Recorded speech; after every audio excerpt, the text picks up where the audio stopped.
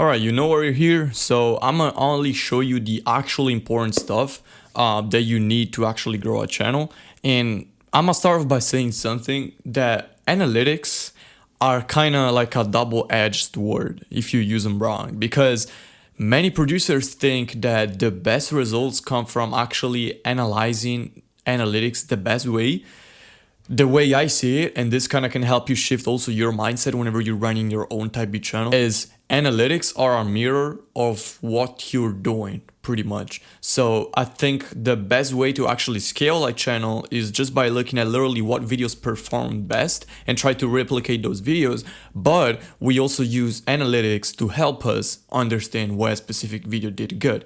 So basically I want to explain what each important part of analytics you should actually look at, what they mean, and how to utilize them at your advantage. So first of all, I mean, you can just click on your analytics tab here. Boom, this is like the basic, all the basics pretty much. It shows you the views, estimated revenue. Right now I'm on my lifetime, like a span of this channel.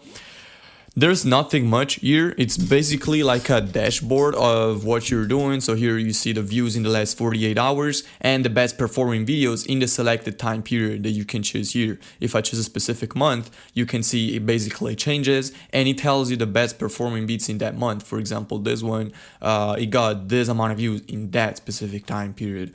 So let's go to content. So basically, here you already start seeing what we actually need to study, which is impressions, the click-through rate, and then the average view durations. You can think about YouTube kind of like slots that are filled with videos, and impressions are literally those slots. So whenever like a viewer enters the platform, is gonna see a bunch of videos, right? Like let's say I go on YouTube on a guest profile, right? Or let's say like I'm looking at Thai beats, right? All these beats that I'm scrolling on, these are all, I'm basically giving all these channels impressions, right? Because are basically whenever a video pops up on my homepage. So those are what impressions are. The percentage of people who click on those videos represents the click-through rate. So 10% of all the 14 million impressions I got by being shown to other people led to getting 2.1 million views in these 30 days. And then this is basically the average view durations. Now, again, does this matter? It matters to kind of like show how clickable are our videos. If this is usually like a range you should aim for, it's everything between, I'd say, 9 to 15%. That's a good click-through rate, especially for Thai beats.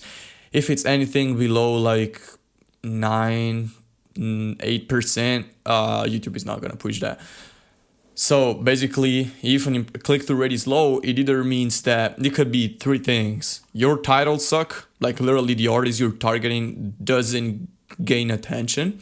The thumbnail is not correctly related to the title, basically, that you put in your video, or simply the niche is bad. Like those are literally the three things. Because if you think about it, like it's all about putting yourself in the artist's shoes, and you have to ask yourself, first of all, what is exactly this artist looking for, right? If you go on my channel, like any artist that clicks on my channel that sees my videos or is even looking for this type of videos, one, an aggressive, easy to freestyle on Texas inspired beat, because that's literally what splurge beats are, right? So very simple title resembling the hot keyword that I'm doing my beats in. And in my case, it's splurge. But if you're making Philly drill beats, it could be Skrilla, it could be Hurricane Wisdom if it's more like chill beats, it could be 1900 Rugrat if you're doing more like sample vibe beats, right?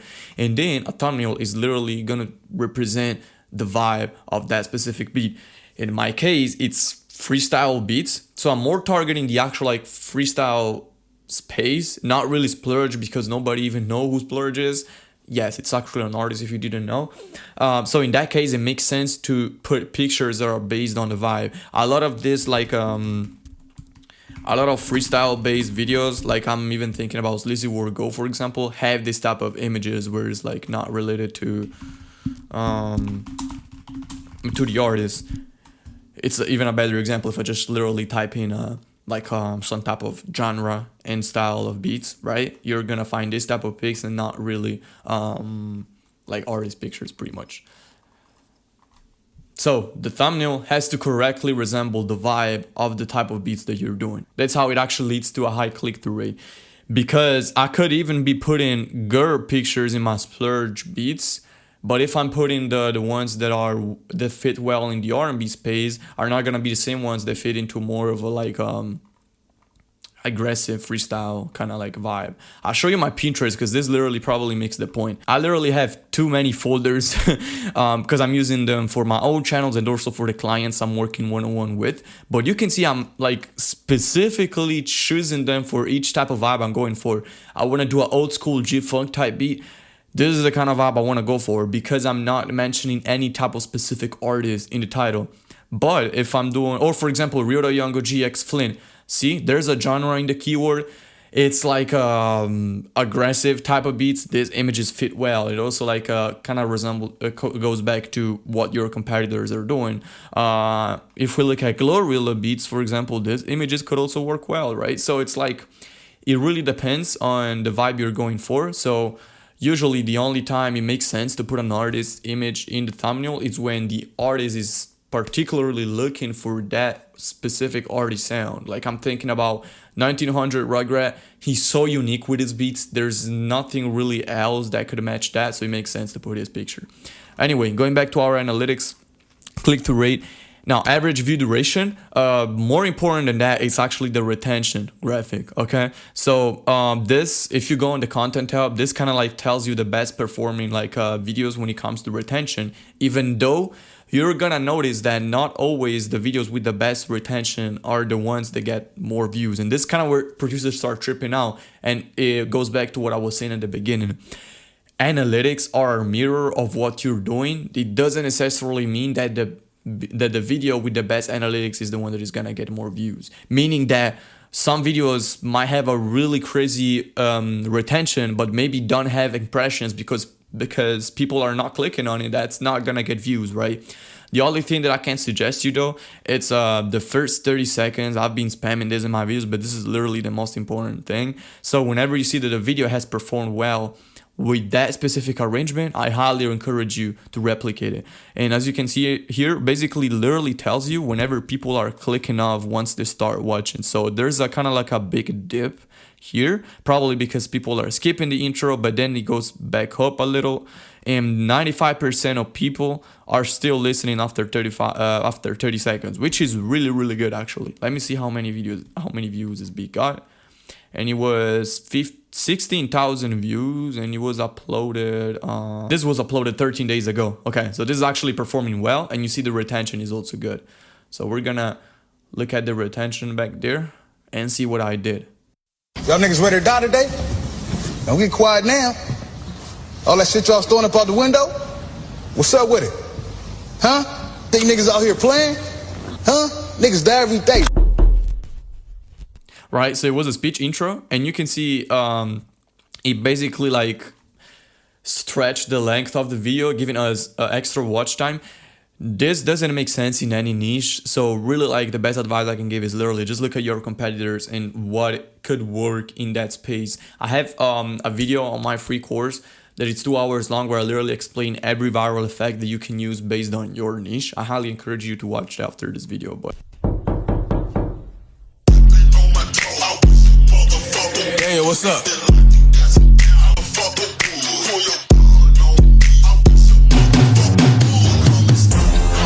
And after 30 seconds, I have kind of like the drop where an artist can start freestyling. So you see like you kind of balance the retention for that, right? So this was the first thing. Now, another thing I highly encourage you to look at least like in the beginning, is your audience. Pretty much it tells you how it behaves. And most importantly, there's a couple of things that you should really look at. This is kind of like shows you the best time where you should be uploading your beats, even though sometimes it kind of like basically shapes based on the time you're already posting your beats. Usually when artists are more active is like if they have work, it's gonna be like at 6, 7, 8 p.m. So depending on where you're from, like if you're from Europe, you wanna like adjust your time based on the USA times, because that's literally the best audience. I mean, it's literally probably what you're gonna be posting beats for. But again, it really depends on what you're posting. It's just the one that pays the highest when it comes to monetization on YouTube. But something super important and useful you can look at is what your audience watches, because this is a gold mine, bro, because it literally tells you what is going viral at the moment with the kind of audience that you want to target. And if you do not stay on top of trends, bro, and you don't always look at what other people are doing, you're gonna get cooked, because that's literally how majority of the channels die. They think that once they have their viral strategy, whatever they got, maybe a couple of viral videos, they can keep on doing that forever. It's gonna die off. You can see that, especially when I was starting out, I had this huge peak at the beginning, then it fell off completely, because I found like a kind of viral formula that I was using during those weeks when my channel was doing really good. But then I kept on spamming that forever, and of course my audience got tired. And then you see, whenever I had the big peak right here, I posted like a beat that was kind of a different style, that was similar to what was going viral at the moment with similar channels to mine, and that's why I picked up so fast and why it performed so well. So it kind of like goes up and down depending on what you do. Always keep a look on what is going on around you, because that's literally how you stay on top of trends again. So yeah, what you can do, literally go here, no, sorry, wrong one. Go here, and you can see the channels in this case, so you can open them up and see what they're doing. And here is popular videos that recently have been getting traction around like your niche kind of thing. So even here you can look at literally what your audience is watching and take inspiration from those beats. It's kind of like if you're a YouTuber, right? You want to take like inspiration on hot topics that other people are covering and make them in your own style, right? So I could see, okay, maybe this is a sample beat. This sample is performing well. I could try to make my own variation of this beat, which I did, and it performed well, right? So this is literally what I'm saying. You take a viral idea, you adapt it to your own sound and whatever like works for your audience, and that's how you stay on top of trends. It's super important. So yeah, keep in mind this. Here you just make sure you're basically targeting the right audience. If I was targeting, I don't know, India, there might be a problem because my audience is not tailored to that, right? So yeah, that's it for this one. Now, so basically you can do the same exact process in each beat, right? And what I was saying at the beginning, this is what I really want you to understand. Don't think that, again, some people might see a crazy retention on a beat and wonder why maybe didn't work well. What I do is the opposite process. Like I literally just look at what videos are performing well, and whenever it performs well, then I start dissecting what I've done in that specific beat. So for example, we can look at this one, right? It's the last one that have been performing well. If you even want to take a more extreme example, we can go at the beat I uploaded 3 months ago that it said 1.2 million views, right? That's insane results. So let's look at what I've done there. And basically it's kind of like a process you can also do. You see a video that's doing well and better than the others, you literally just take inspiration from what happened there. So again, basically let's do the whole process I explained, just like put it in practice here. Let's first look at impression. On click-through rate, this is a 10.5%, so it's kind of in the average of my channel, which is good. This means that this is a click-through rate that I can aim for that can lead me to get a lot of views, right? So the thumbnail was right, title, everything was like correct.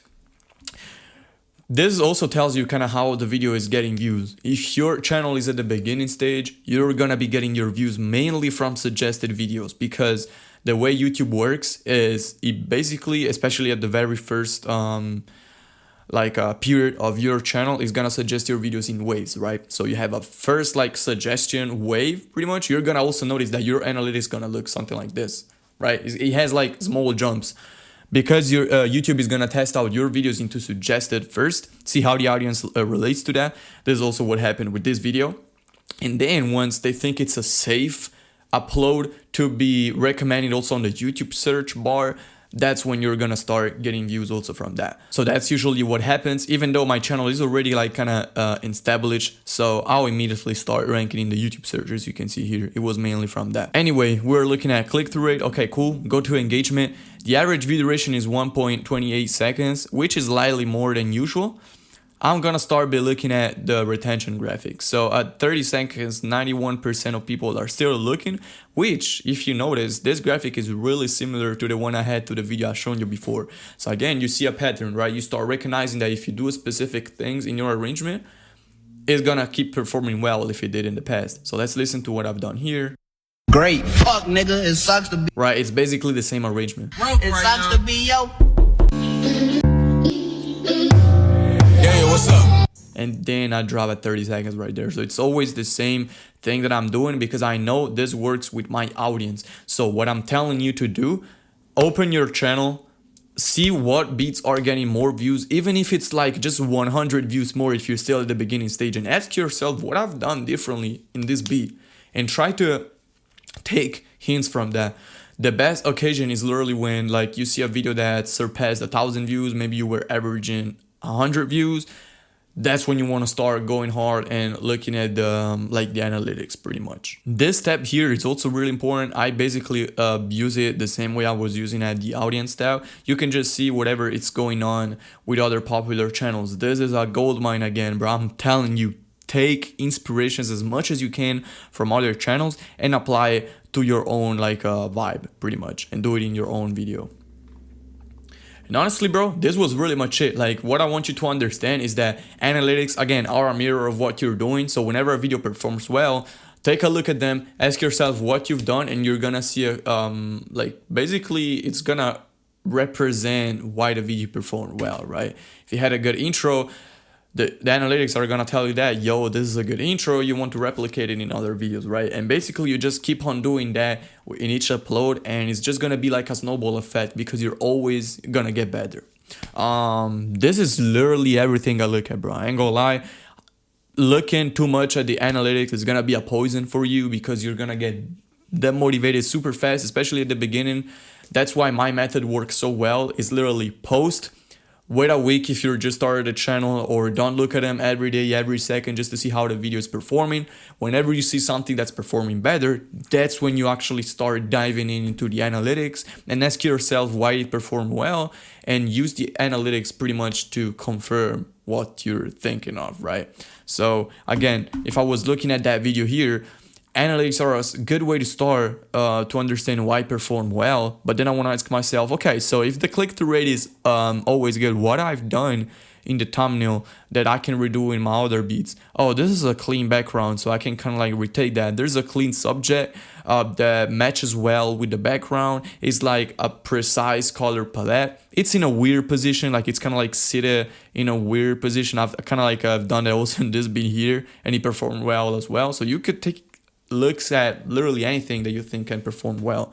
The title, okay, this is kind of like original, right? It's not something you usually see, so maybe an artist could be intrigued you by that and click on a video for this reason, because it's two words that are kind of like one same to each other. So I'm thinking that the beat is gonna have something similar to the title to that. Boom, I click. You literally start starting all of this shit, and you don't use analytics for this. You use them simply as a mirror again to confirm whatever you're thinking. Hopefully this makes sense, man, because this is my process, and like it's literally what I've been doing with any channel that I have, and it always works because it basically creates, again, that snowball effect where you're always getting better by looking at what YouTube is literally pushing for you.